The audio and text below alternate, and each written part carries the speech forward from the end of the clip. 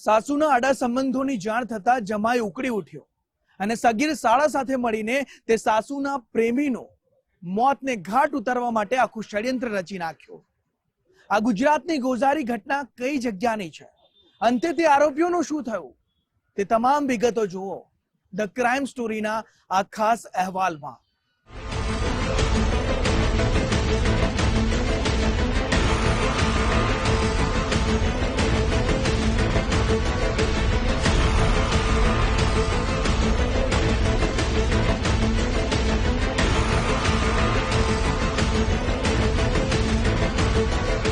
લગ્નેતર સંબંધોના મોટાભાગના કિસ્સામાં લોહિયાળ અંજામ આવે છે।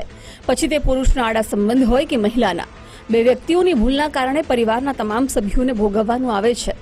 દક્ષિણ ગુજરાતની ઔદ્યોગિક નગરી તરીકે પ્રસિદ્ધ અંકલેશ્વરમાં પરિણીત મહિલા સાથે પ્રેમ સંબંધના ચક્કરમાં એક યુવકે જીવ ગુમાવ્યો। આ ક્રૂરતાપૂર્વક કરાયેલા હત્યાના ઘટનાક્રમ પર નજર કરીએ તો અંકલેશ્વરના સારંગપુર ગામના અવાવરુ સીમ વિસ્તારમાંથી એક યુવકની લાશ મળી। મૃતકની ક્રૂરતાથી ગળું કાપીને હત્યા નિપજાવવામાં આવી હતી। આ યુવકનું એક્ટિવા નજીકમાંથી જ મળી આવતા પહેલા લૂંટ કે ચોરીની આશંકા ગઈ। સ્થાનિકોએ જાણ કરતા સ્થળ પર પહોંચેલી પોલીસની ટીમે થોડીક તપાસના અંતે મૃતકની ઓળખ મુન્ના પાલ તરીકે કરી। મૂળ યુપીનો મુન્ના પાલ અંકલેશ્વરમાં લાંબા સમયથી રહેતો હતો। મુન્નાને પાનનો ગલ્લો ચલાવતી એક મહિલા સાથે પ્રેમ સંબંધ બંધાઈ ગયો, જેની જાણ પરિવારના અન્ય સભ્યોને થતા ઘરમાં વિખવાદ ઉભો થયો। આ વાત જાણીને ઉશ્કેરાયેલા મહિલાના જમાઈ ભોલુ માનિક મંડલ તેમજ તેના સગીર દીકરાએ મળીને હત્યાનું ષડયંત્ર રચ્યું। ભોલુ માનિક મંડલે તીક્ષ્ણ હથિયારથી મુન્ના પાલનું ગળું કાપ્યું, જે બાદ સાળુ અને બનેવી મળીને પુરાવાનો નાશ કરવાના ભાગરૂપે લાશને અવાવરુ સ્થળે ફેંકી આવ્યા। આ ક્રૂરતાથી ગળું કાપીને કરાયેલી હત્યા કેસમાં પોલીસે અજાણ્યા ઈસમો સામે ગુનો નોંધી તેમને ઝડપી પાડવા વધુ તપાસ હાથ ધરી છે। અંકલેશ્વર જીઆઈડીસી વિસ્તારમાં આવેલી અંજની ધારા સોસાયટી પાસે પોલીસને એક અજાણી પુરુષની લાશ મળી આવે છે, જે શરૂઆતમાં એક અનઆઇડેન્ટિફાઈડ ડેડ બોડી તરીકે હોય છે, પરંતુ પોલીસ ગણતરીના કલાકોમાં જ શોધી કાઢે છે કે આ ડેડ બોડી કોની છે। જે ખ્યાલ આવે છે કે આ ડેડ બોડી જે છે એ મુન્ના, કે જે લક્ષ્મણ પાલના દીકરા છે, જેની ઉંમર આશરે 43 વર્ષના છે અને એ યુપીના રહેવાવાળા છે, તેઓની છે।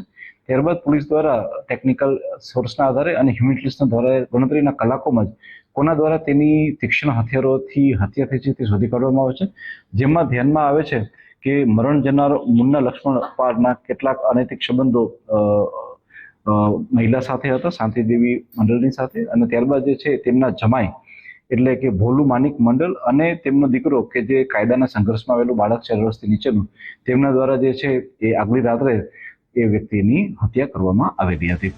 ગુનેગારો કરતા પોલીસ હંમેશા એક ડગલું આગળ રહે છે।